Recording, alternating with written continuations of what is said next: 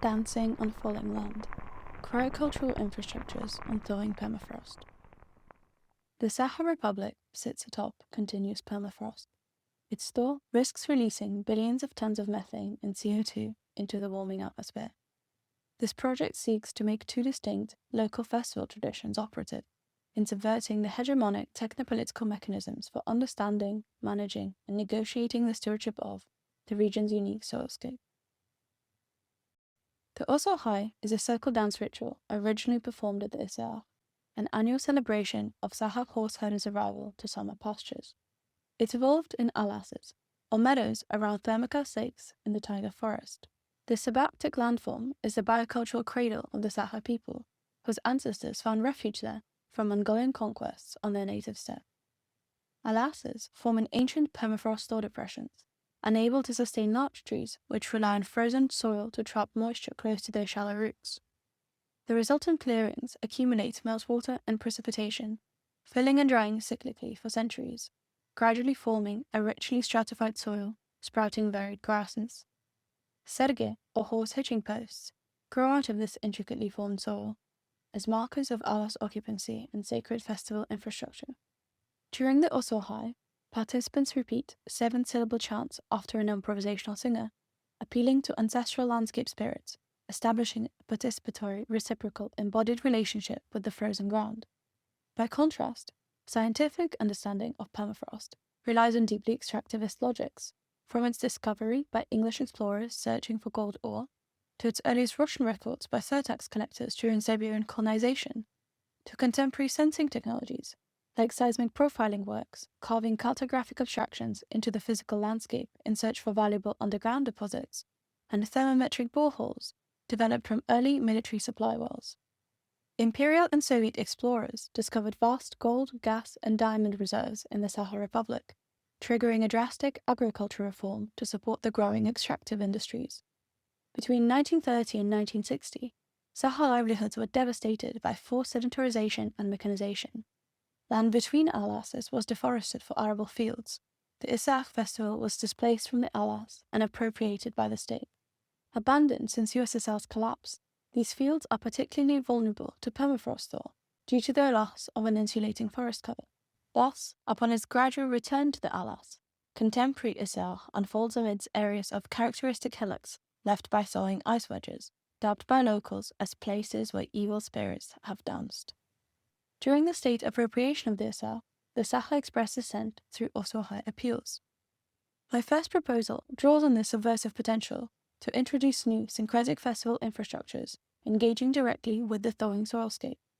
Building on current initiatives to establish a statewide permafrost monitoring system, I propose a network of Sergei sensors deployed across existing intersections of seismic profiling grid lines with their last meadows.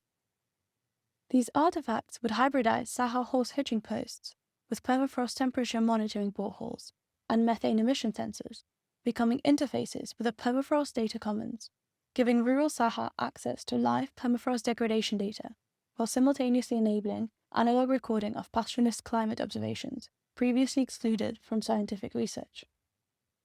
Annual data collection and maintenance would turn into a knowledge exchange ritual, while every 10 years the post would be adjusted to account for soil subsidence, marking the physical changes in the landscape.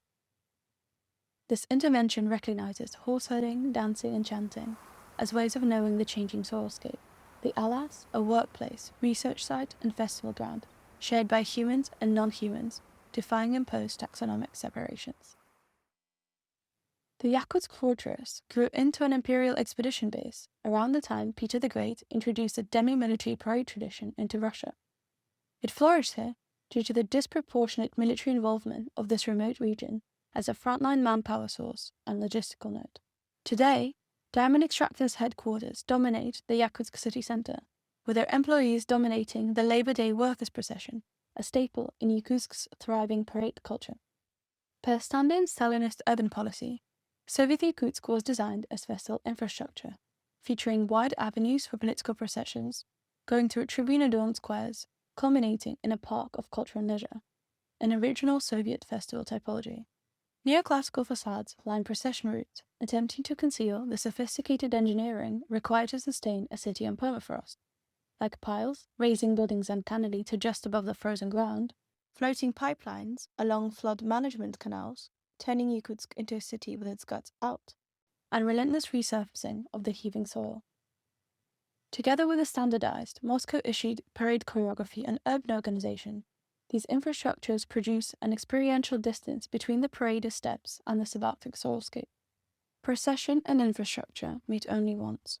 A decorated pipeline gantry forms a new kind of triumphal arch, celebrating the conquest of frozen ground. However, as permafrost thaws, meltwater floods the city, while its sandy, alluvial soil loses capacity to bear heavy loads. Despite attempts to delay the crisis through unregulated backfilling, cracks appear in the city's festival infrastructure, rendering its obfuscating logic unviable. Just like the also high, parades hold subversive potential, channeled, for instance, by the Russian monstration movement, who tag onto the end of state-run Labor Day processions with absurdist slogans. My second intervention draws on this potential to foster a more direct engagement with the thawing permafrost by refurbishing the district heating pipeline, raising it to create a new parade route along religiously future-proofed infrastructure. Precast, post-tension piles with integrated thermobraids would safeguard the pipeline through the thaw, displaying live changes in permafrost temperature to paraders, marching between thermal expansion loops appropriated as sheltered procession stops. Recycling construction waste from thaw-related demolitions as aggregate for the new piles, this hybrid festive infrastructural spine would invert the city's existing spatial hierarchy by exposing key interfaces with the thawing soil. The city's technofix adaptation strategy would be pushed to breaking point, distributing limited resources to selectively protect this infrastructural corridor, letting other areas disintegrate as a sacrifice to the thaw. Вот эти таяния в последнее время очень сильно наблюдаются. Говорят, в этом году еще сильнее будет таяние из-за того, что зима была теплой.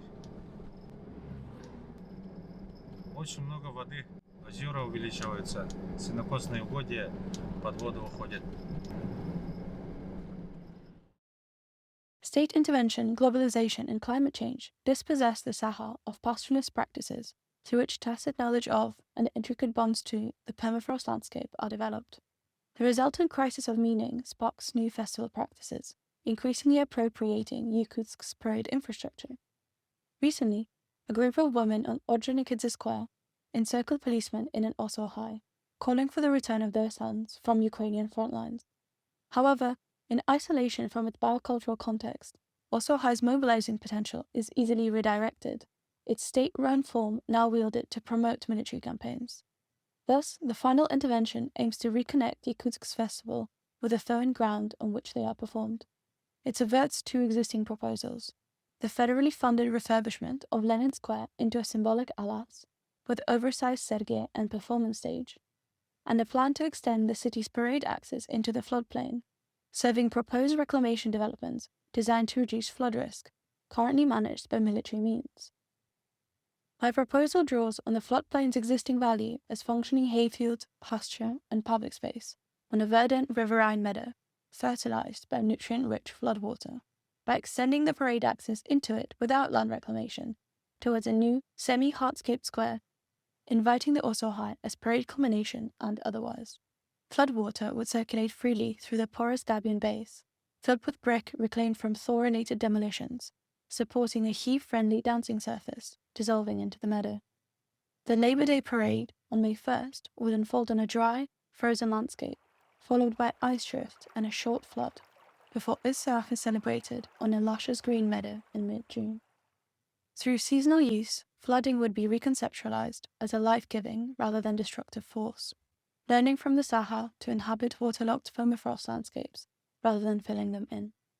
Together, the three proposed interventions channel radical uncertainty about global warming and permafrost thaw into a productive ambiguity between festival and protest, engaging in the loss of one world while singing another into existence.